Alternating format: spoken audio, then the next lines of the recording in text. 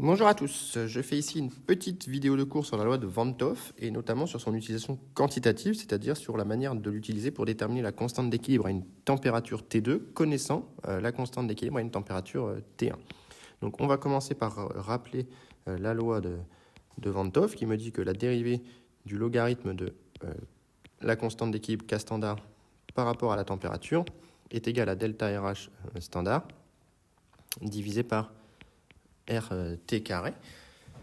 Et donc, à partir de cette loi-là, et en utilisant l'approximation d'Ellingham, on va être capable, si on connaît la constante d'équilibre à une température T1, de la déterminer à T2. Donc, K c'est la constante d'équilibre. Delta RH rond, évidemment, c'est l'enthalpie standard de réaction. Et R est la constante des gaz parfaits, et T, la température. Donc, voilà pour cette loi de Van 't Hoff. Et donc, maintenant, on va partir d'une connaissance, un exemple. Je connais le produit ionique de l'eau, de la réaction d'autoprotélyse de l'eau, 2H2O liquide égale H3O plus aqueux plus HO moins aqueux. Donc je sais que la constante d'équilibre, caron à 298 Kelvin, c'est ce qu'on appelle le KE, c'est égal à 10 puissance moins 14. Et maintenant, je cherche, calculons, le produit ionique de l'eau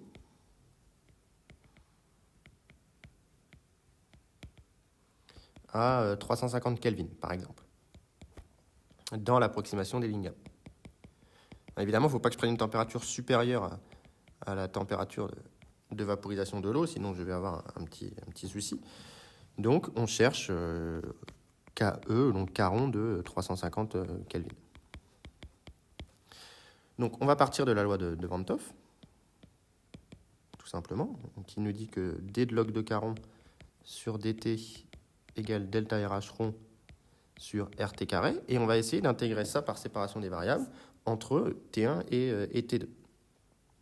Donc, je sépare les variables, je me retrouve avec d de log de caron est égal à delta RH rond sur R intégrale, on va mettre tout dans l'intégrale pour l'instant, intégrale de delta RH rond sur RT carré dt.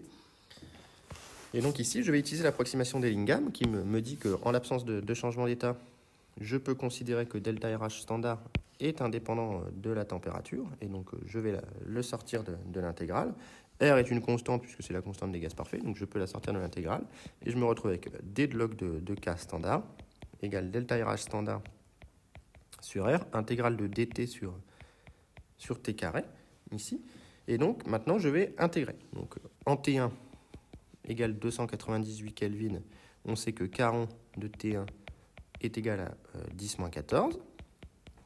Et en T2 égale 350 Kelvin, on cherche caron de T2.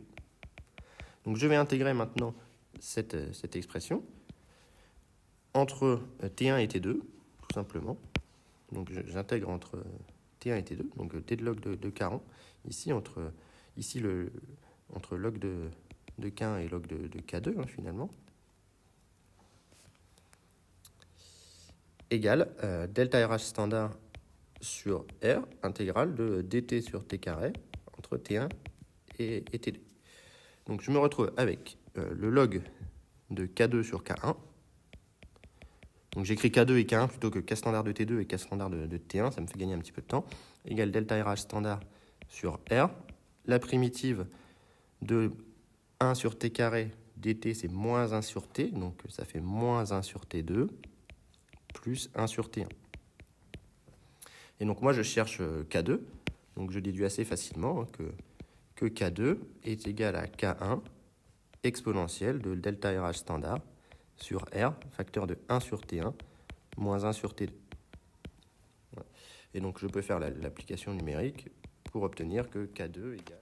Donc pour faire l'application numérique, j'ai besoin de l'enthalpie standard de réaction que je n'ai pas donné précédemment. Donc l'enthalpie standard de réaction de l'autoprotolyse de l'eau vaut 56,3 kJ par mol, qui est une grandeur positive, donc la réaction est endothermique. Et donc à partir de ça, je vais pouvoir faire le calcul numérique. Donc je mets bien delta RH rond en joules, donc 56 300 divisé par 8,31, que multiplie 1 sur 298 moins 1 sur 350. Je prends l'exponentielle de ce résultat. et je multiplie par 1 10 moins 14 et je tombe sur 2,9 fois 10 puissance moins 13. Donc une constante d'équilibre qui est supérieure à la constante d'équilibre que j'avais à K1, ce qui est cohérent. K2 est plus grand que K1, c'est cohérent, car la réaction est endothermique.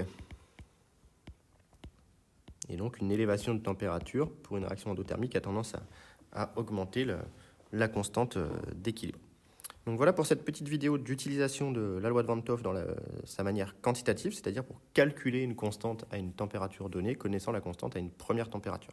J'espère que cette vidéo était claire, qu'elle vous a plu, et s'il y a des questions, mettez-les en commentaire.